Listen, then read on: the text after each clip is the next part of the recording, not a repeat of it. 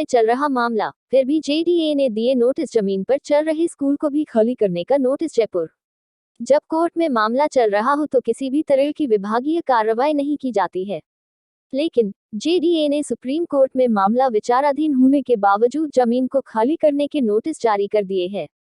Notice के बाद रविवार को स्थानीय लोग जमा हुए और जेडीए कार्रवाई पर रोष जाहिर किया। मामला जयपुर शहर के विद्याधर नगर के नजदीक वीकेआई का है, जहां पर लगभग 11 बीघा जमीन को लेकर विवाद पिछले कई वर्षों से चल रहा है। मामला निचली अदालत के बाद सुप्रीम कोर्ट तक पहुंचा है। सुप्रीम कोर्ट में हाल ही में बहस हुई, लेकिन किसी तरह का कोई निर्णय अभी तक नहीं दिया गया। लेकिन जेडीए ने पहले 20 अक्टूबर और उसके बाद 3 दिन पहले फिर से नोटिस थमा दिए, जिसमें 11 बीघा जमीन पर बने सभी संस्थानों को खाली करने के नोटिस दिए हैं। साथ ही ऐसा नहीं करने पर कार्रवाई की बात कही है।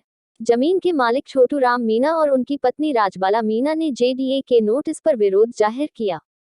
इस दौरान स्थानीय लोगों ने भी परिवार का साथ दिया है। उधर राजबाला मीणा ने बताया कि जमीन उनकी पुश्तैनी है, उन्होंने किसी तरह का कब्जा नहीं किया है और ना ही वो भूमाफिया है। उनका परिवार न्याय के लिए सुप्रीम अदालत में लड़ाई लड़ रहा है।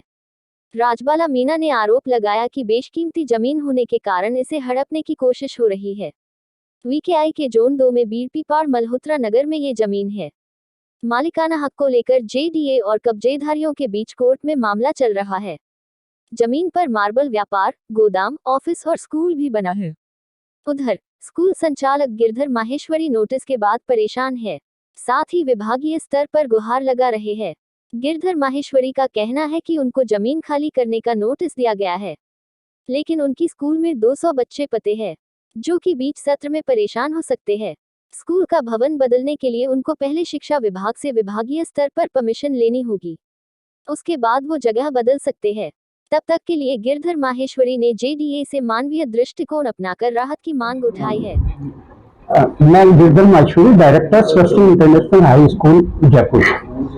ये स्कूल 7 साल से इस प्राइवेटाइजेशन में चल रहा है और हम यहाँ टेनेंट है, रेंट पे हमने बिल्डिंग रेंट आउट ले रखी है। अभी 20 तारीख को जेडीए ने एक नोटिस हमारे गेट के बाहर पेश किया है। उसमें लिखा हुआ है कि ये भूमि जो है वो अतिक्रमण की है और इनको छोटू राम मीणा जी की बताते हैं और जिसपे अवैध कब्जा है। तो ये लगभग 11-12 बीघा का अवैध कब्जा जेडीए बता रहा है, जो कि छोटू राम जी मीणा द्वारा किया गया है। उसमें 12 गुना 38 मीटर का एक कोई पार्ट है जो इस स्कूल की बिल्डिंग में आता है। तो उस 12 गुना 38 मीटर की जगह को खाली करने के लिए हमें जेडीए 20 तारीख को नोटिस दिया है। 20 अक्टूबर को हमने वह नोटिस हमारे लैंडलॉर्ड को दे दिया, क्योंकि हम टेनेंट है, लैंडलॉर्ड को दे दिया। लैंडलॉर्ड ने वह नोटिस का जवाब दिवाली की छुट्टियों के बाद लैंडलॉर्ड ने उस नोटिस का जवाब जेडीए को सबमिट कर दिया। शायद जेडीए उनके जवाब से सेटिस्फाई नहीं हुआ और उन्होंने अभी परसों 4 नवंबर को शाम को 6 बजे वापस एक नोटिस पेस्ट किया हमारे मेन गेट के बाहर। उसमें लिखा हुआ है कि भाई लैंडलॉर्ड द्वारा जो जवाब प्रस्तुत किया गया वह संतोषजनक नहीं है और इसे हम अवैध कब्जा ही अतिक्रमण मान रहे हैं। उसको ध्यान में रखते हुए इसे आप अविलंब रूप से खाली कर दें, 12/38 पोर्शन को खाली कर दें और खाली करके कार्यालय को सूचित कर दें। अगर आप ऐसा नहीं करेंगे तो आपके खिलाफ मतलब अतिक्रमण हटा दिया जाएगा सिंचाई विभाग द्वारा। हम ये कहना चाह रहे हैं कि स्कूल का मामला है, बच्चों से संबंधित है और इससे थोड़ा सेंसिटिव वे में लेते हुए इस पर सिंपैथेटिकली कंसीडर करें जो भी संबंधित विभाग है। नंबर 1 चीज। दूसरी चीज, ये आप भी जानते हैं कि आने वाले में 2 दिन या 4 दिन के भीतर किसी अन्यत्र जगह शिफ्ट होना बच्चों को साथ लेकर के, इतने बच्चे यहाँ पढ़ रहे हैं, उनको लेते हुए बड़ा डिफिकल्ट है।